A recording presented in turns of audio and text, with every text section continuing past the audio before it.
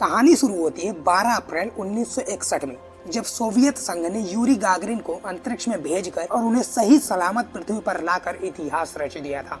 Yuri Gagarin अंतरिक्ष में जाने वाले पहले व्यक्ति बने थे, लेकिन ये चीज अमेरिका को हजम नहीं हुई। उन्हें लगा कि हमारे रहते हुए हमसे आगे आखिर कोई कैसे निकल सकता है। इसीलिए 13 अप्रैल को ही अमेरिकी संसद में इसके ऊपर काफी विचार हुआ और सरकार के ऊपर दबाव बनाया जाने लगा। उस समय अमेरिका के राष्ट्रपति जॉन एफ कैनेडी थे। उन्होंने इसको लेकर 24 मई को एक बहुत बड़ी अनाउंसमेंट कर दी। उन्होंने इस अनाउंसमेंट में कहा कि इस दशक में हम मानव को चांद पर उतारेंगे। उनके कहने का मतलब था कि 1970 के पहले पहले हम इंसानों को चांद पर उतारेंगे। उस समय अमेरिका में पैसों की बहुत ज्यादा कमी थी, लेकिन फिर भी राष्ट्रपति ने भारी अमाउंट में नासा को पैसे देने का वादा कर दिया। नासा वालों ने भी इस पर जोरों शोरों से काम किया। नासा को इस मिशन को सक्सेसफुल बनाने के लिए बहुत ही ज्यादा ताकतवर और मजबूत अंतरिक्ष यान और रॉकेट चाहिए था। उन्होंने ऐसे रॉकेट और अंतरिक्ष यान को बनाने की प्रक्रिया शुरू कर दी और 6 साल का समय लेने के बाद उन्होंने इतना ताकतवर और मजबूत रॉकेट एवं अंतरिक्ष यान बना डाला, जो न सिर्फ इंसानों को चांद पर पहुंचा सके बल्कि चांद से वापस पृथ्वी पर भी ला सके। नासा वाले हर चीज को बहुत ही बारीकी से कर रहे थे। उन्होंने इंसानों को चांद पर भेजने से पहले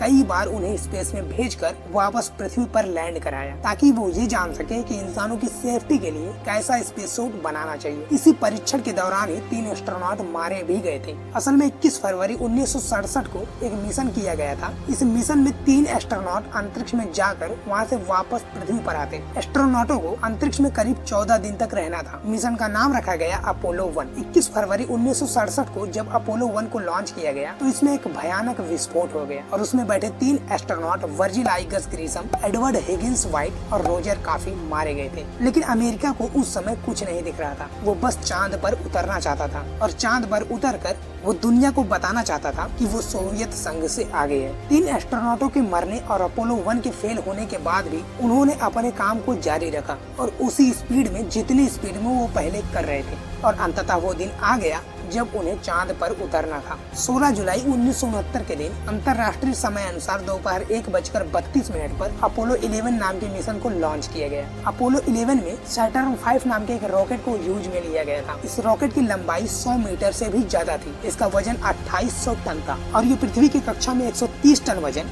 और चंद्रमा पर 43 टन वजन ले जाने में सक्षम था। इसने जब उड़ान भरी थी तो पहले सेकंड में 20 टन ईंधन जला था और ये अपने पहले चरण में मात्र 2.5 मिनट में ही 10,000 किलोमीटर की दूरी तय कर गया था। और 20 जुलाई 1969 के दिन अपोलो 11 चांद पर उतरा और पहली बार इंसानों ने चांद पर कदम रखा। पूरी दुनिया हैरान थी। हालांकि इस मिशन के सफल होने के पीछे सोवियत संघ का भी हाथ था। असल में पहले अमेरिका और सोवियत संघ के वैज्ञानिकों को लगता था कि चांद की सतह रेत से भरी होगी, जिसके कारण अंतरिक्ष यान वहाँ पर जाकर धंस जाएगा और फिर एस्ट्रोनॉटों का पृथ्वी पर आना मुश्किल हो जाएगा। लेकिन सोवियत संघ ने लूना 9 मिशन के जरिए बताया कि चांद ठोस है। यहाँ तक कि सोवियत संघ ही दुनिया का पहला देश है जिसने लूना 2 के जरिए चांद की सतह पर सबसे पहले अपने यान को पहुंचाया। हालांकि लूना 2 करीब 12,000 किलोमीटर प्रति घंटे की रफ्तार से चांद से टकराकर नष्ट हो गया था। सोवियत संघ ने ही चांद की सबसे पहले तस्वीर ली थी और तो और चांद पर इंसानों के उतरने से पहले सोवियत संघ ने एक रोबोटिक यान को चांद की सतह पर उतारा था और सोवियत संघ ही चांद की कक्षा में अपने यान को सबसे पहले पहुंचाया। अमेरिका के अपोलो 11 मिशन को सक्सेसफुल होने में सोवियत संघ का चांद के ऊपर इकट्ठा किया गया डेटा अमेरिका के लिए बहुत काम आया था। हालांकि आज भले ही हम उन चीजों को भूल जाएं।